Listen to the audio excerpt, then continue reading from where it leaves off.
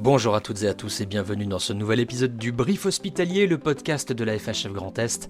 Pour ce numéro, nous vous proposons un tour d'horizon complet de l'actualité régionale, le retour sur la conférence des DAF, les messages clés de notre conseil d'administration, plusieurs alertes formelles que nous avons adressées aux autorités régionales, ainsi que deux annonces importantes concernant l'intelligence artificielle en santé et nos événements régionaux de 2026.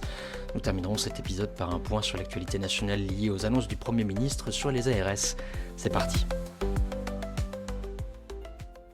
Il y a quelques semaines, nous réunissions à Nancy les directrices et directeurs administratifs et financiers du Grand Est pour notre traditionnelle conférence des DAF. Les échanges ont porté sur plusieurs sujets structurants, l'état d'avancement des réformes de financement en santé mentale, SMR et urgence, la situation de trésorerie des établissements toujours très tendue, l'efficience et les leviers mobilisables en région, ainsi qu'un focus sur les autorisations SMR issues d'une étude régionale de la FHF. Ces éléments ont également alimenté le conseil d'administration du 14 novembre dernier qui a rappelé la fragilité persistante des établissements malgré quelques signaux nationaux positifs. Comme chaque année, les travaux régionaux sont fortement conditionnés par l'examen du PLFSS, les discussions nationales difficilement stabilisées ralentissent les cadrages, les arbitrages et les allocations, laissant les établissements dans un contexte d'incertitude marqué. La période récente a d'ailleurs été marquée par deux inquiétudes majeures qui ont généré des alertes que nous avons adressées, l'une à l'ARS concernant les formations sanitaires, l'autre à la région sur le versement mobilité régionale, on en parle tout de suite. Dans un courrier adressé le 18 novembre à la directrice générale de l'ARS Grand Est, la FHF a alerté sur l'absence de visibilité financière concernant les formations sanitaires, qui entraînent déjà un gel ou un report des quotas dans plusieurs filières, aides-soignants, AP, ambulanciers ou encore moniteurs éducateurs, et des quotas infirmiers présentés comme des plafonds susceptibles d'être revus à la baisse.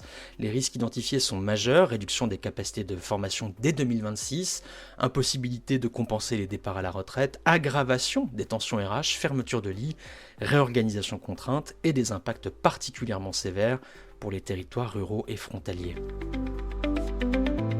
De même, la FHF a adressé un courrier au président de la région Grand Est pour lui demander l'exonération des établissements sanitaires et médico-sociaux publics du futur versement mobilité régional.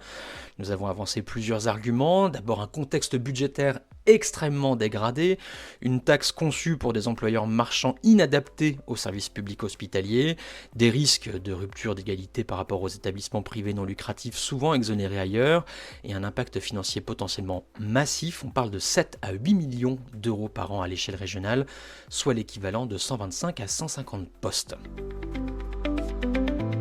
L'intelligence artificielle transforme profondément nos organisations, nos métiers et nos pratiques professionnelles dans les établissements de santé et médico-sociaux. Pour accompagner ces évolutions, notre partenaire, la NFH Grand Est, lance un nouveau dispositif combinant une offre de conseil dédiée au projet IA et une offre de formation sur les impacts organisationnels, techniques et professionnels. Un webinaire de présentation est organisé lundi 8 décembre de 11h à midi, animé par le prestataire Ethikia en collaboration avec Care Insight. Inscription recommandée avant le 3 décembre, bien évidemment le lien est dans le podcast.